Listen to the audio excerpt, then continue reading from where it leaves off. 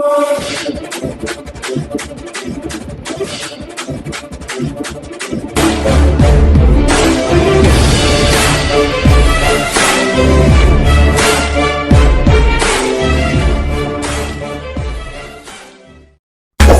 now and press the bell icon. Never miss an update.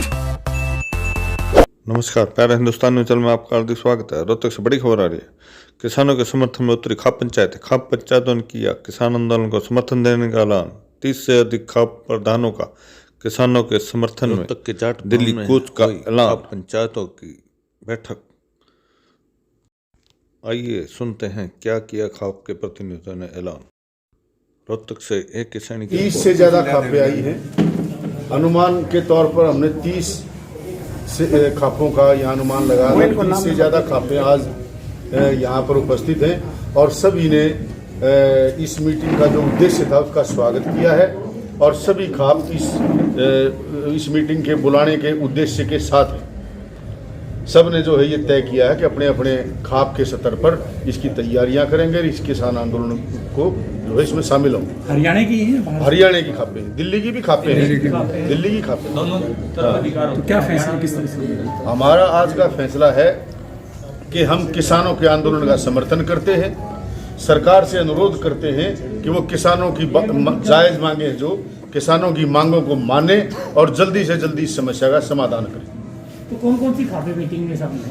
आज हमारे यहाँ में एक एक गांव जैसे 360 के जो रामगढ़ सोलंकी जी हैं, इसमें नांदल खाप, हुड्डा खाप, मलिक खाप, सांगवान खाप, दैया खाप, पूरे हरियाणा की तमाम खापें यहाँ इकट्ठी हुई भाई हमारे सोलंकी साहब की अध्यक्षता में, और हमने ये फैसला लिया।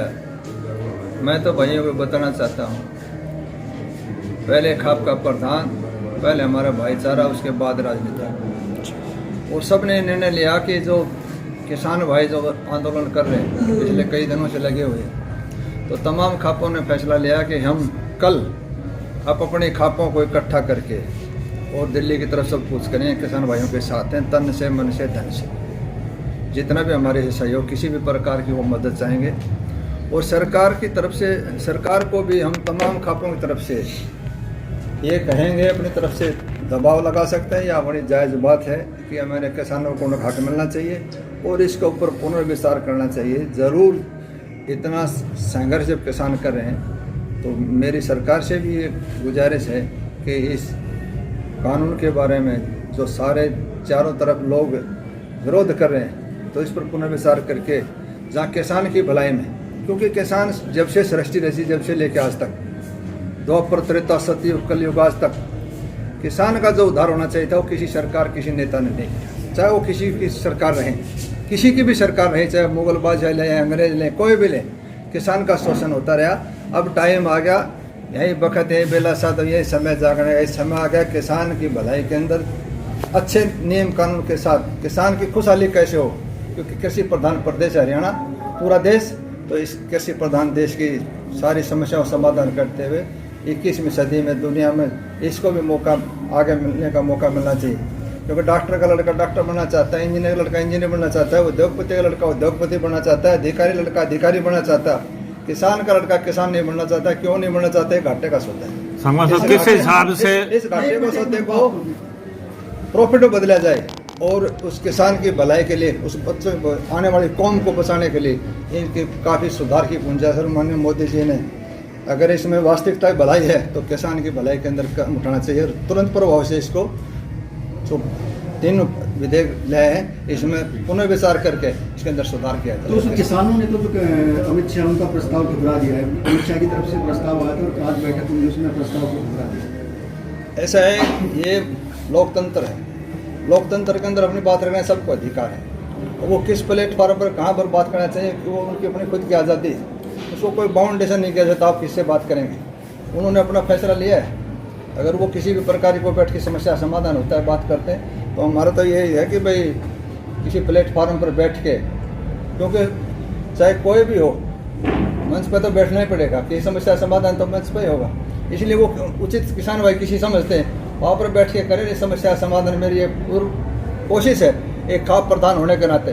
हमारा सहयोग है। और माननीय मोदी जी ने इसके ऊपर इतने विरोध जब हो रहा है किसानों का, तो पुनर्विचार करके इसका कोई सुगम रास्ता मोटिवेट करके सेटिस्फाई करके इसका उनको लागू करें। मैं आपको एक बात कहना चाहता हूँ कि जिस जगह हम बैठे हैं और जहाँ हम पैदा हुए हैं, आप भी उनमें से एक अंग है हमारी तरह। तो ये सबका ही नैतिक अधिकार, नैतिक विचार, नैतिक समाज को समझते हुए आप सब ने सोचना चाहिए, हमने भी सोचना चाहिए कि आज का जो ये संगठन के ऊपर जैसे आपने कहा मुकदमे हैं, ये है, वो है, हम इन सब के लिए कहते हैं कि किसान पे मुकदमा नहीं बनना चाहिए। और जो हमसे दिल्ली के बॉर्डरों पे हम कल से जो आज हमारे महेंद्र सिंह नांदल जो आज के प्रधान हैं और हम संयोजक हैं, हम इसका ज़रूर एक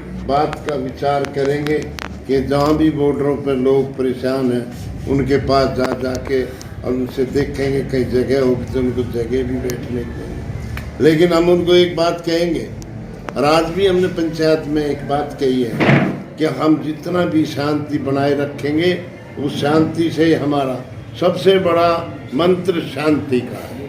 हम किसी का रास्ता ना रोकें, हम किसी को परेशान ना करें। आज हमारे रोड पे परेशानी करते हैं, हम उनको समझाएंगे। कोई बेचारी औरत है जिसके बच्चा अच्छा होना और उसको हॉस्पिटल ले जा रहे हैं और वो एम्बुलेंस में या किसी गाड़ी में परेशान है, तो वो भी एक हमारा ही कर्तव्य बनता है। रही बात सांगवान साहब ने जो बात कही, ये बहुत अच्छी बात है कि उन्होंने बुला के इस पे जो एक बात है, देश का किसान एक तरफ तो कहते हैं कि देश का अन्नदाता है और उस दूसरी तरफ कहते हैं कि ये जो बिल है ये ठीक है। किसानों ने इसको सहमति दी, जो सहमति होती तो आज किसान ऐसे रोड पे क्यों आते।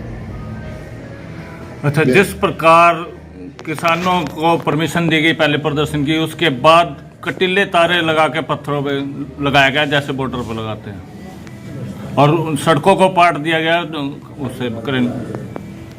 देखिए भाई, इस बारे में तो मेरे से ज़्यादा आप लोग जानते हैं कि उन्होंने ऐसा क्यों किया, लेकिन मैं ज़रूर ये बात कहूँगा कि ऐसा किसान के साथ उन्होंने नहीं करना चाहिए।